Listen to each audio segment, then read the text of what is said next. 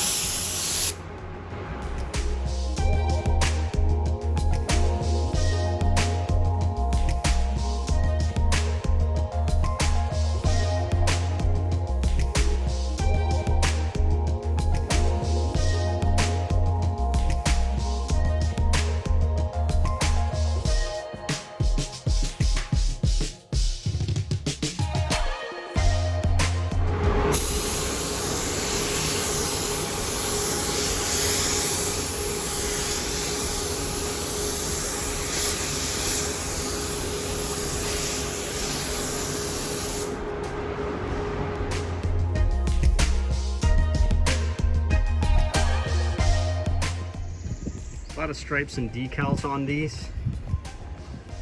That's what all the measurements were for. I measure them out and then I make templates for when I'm painting them.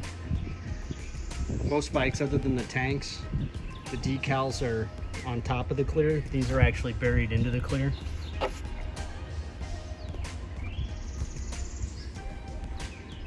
Gonna be doing the whole bike,